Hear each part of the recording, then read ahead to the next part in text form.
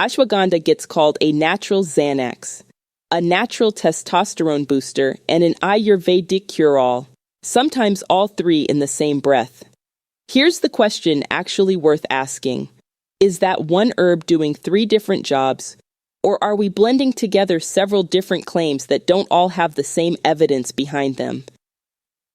By the end of this, you'll know which is which. Respect tradition, verify with evidence. Quick note first. This is education, not medical advice.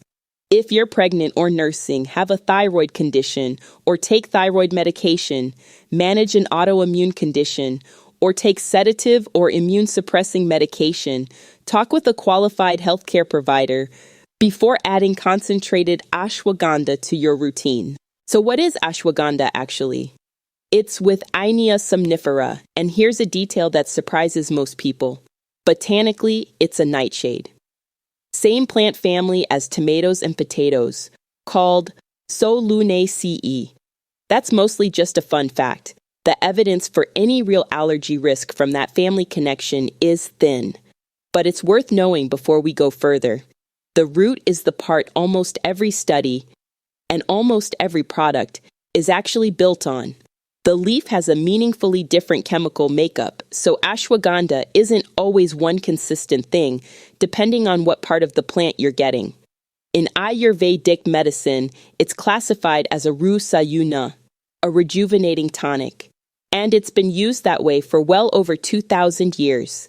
You'll hear ashwagandha called an adaptogen, a stress herb, a testosterone booster, a fertility aid, a sleep aid. That's a lot of different jobs for one root. We're going to take them one at a time, starting with the one it's actually best known for. Before we get into the evidence, here's where the name itself comes from. Ashwagandha is Sanskrit, ashvu meaning horse, gandha meaning smell.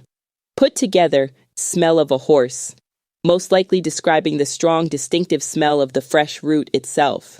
That's a real piece of etymology, straight from the dictionary, not marketing.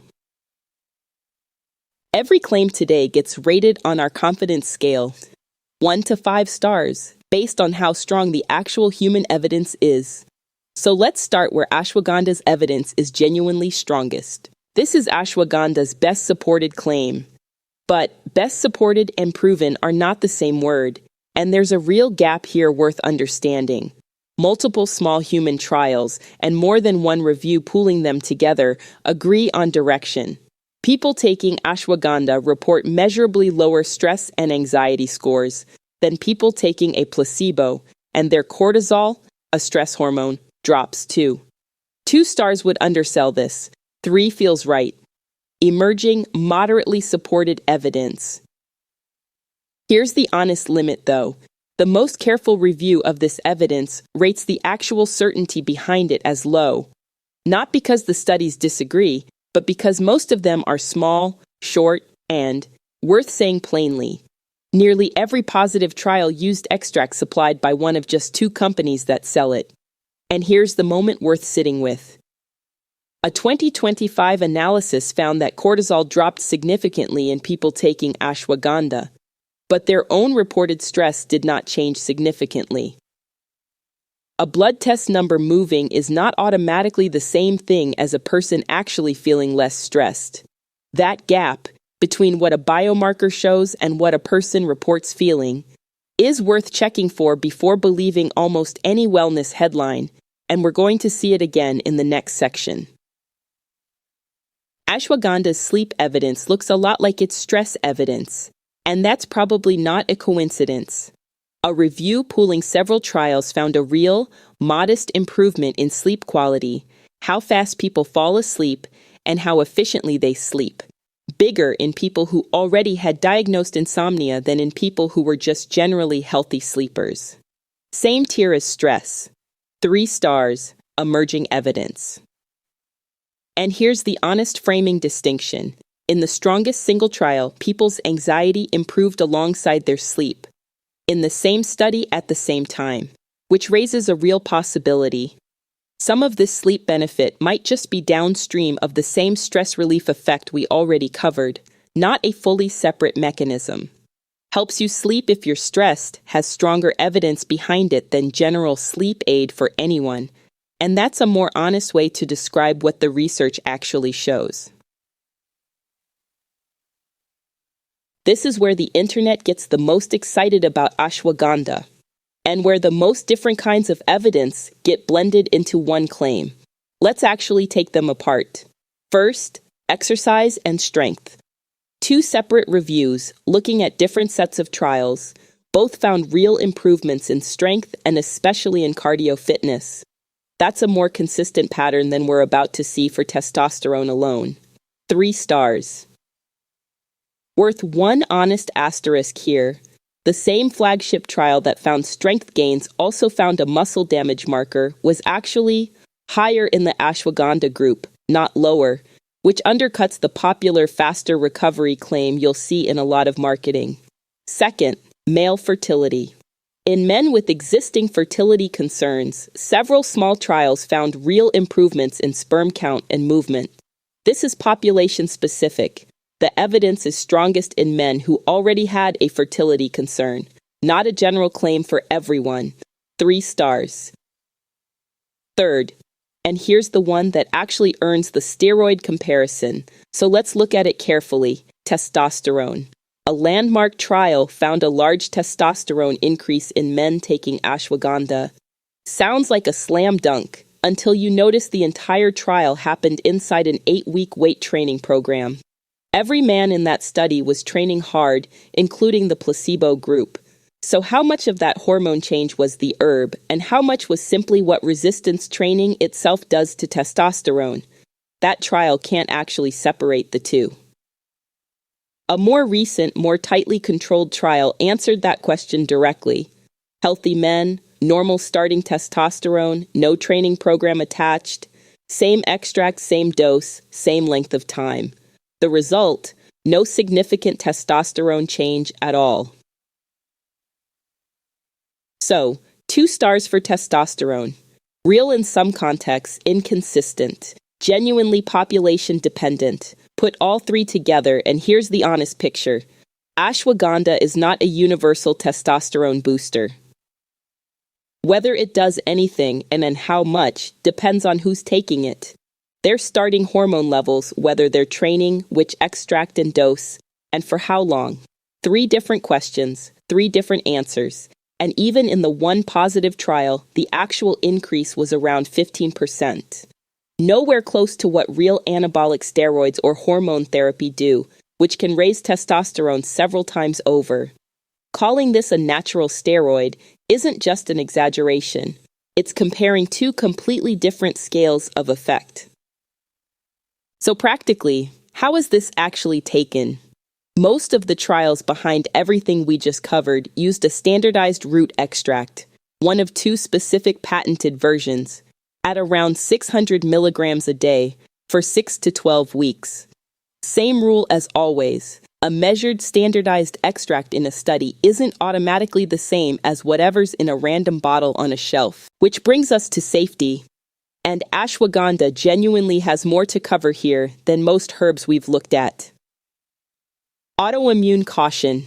Ashwagandha is an immune-stimulating herb, and it belongs to a documented group of supplements, alongside herbs like elderberry and echinacea, shown to be associated with flares in certain autoimmune skin conditions. That doesn't mean everyone with an autoimmune condition will react. It means it's worth a conversation with your provider if you have one. Pregnancy. Here's somewhere the experts genuinely don't agree, and it's worth knowing that rather than pretending it's settled, no human safety data exists either way. Some early research raised a theoretical concern, and on that basis, France and Denmark both currently recommend against use in pregnancy. A major U.S. herbal industry group has publicly disputed that recommendation, saying the evidence doesn't support it. We're not going to pretend that disagreement is resolved. It isn't. Given real experts disagree, caution is the reasonable default. Other medications.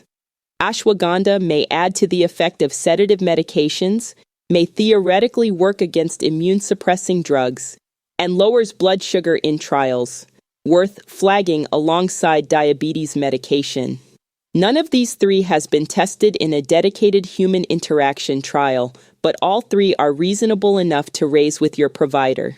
And now the safety issue that surprises people the most, because adaptogen sounds like it only calms things down.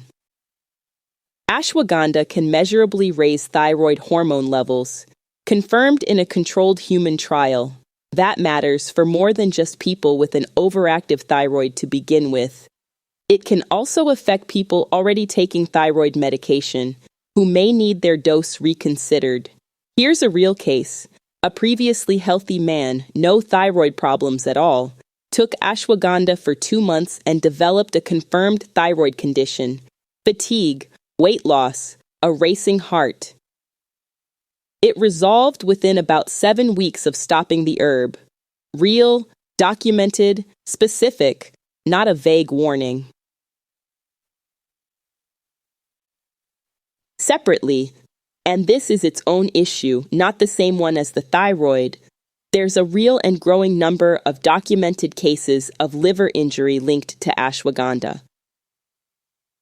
Most people recovered after stopping it, but the most serious cases concentrated in people who already had existing liver disease.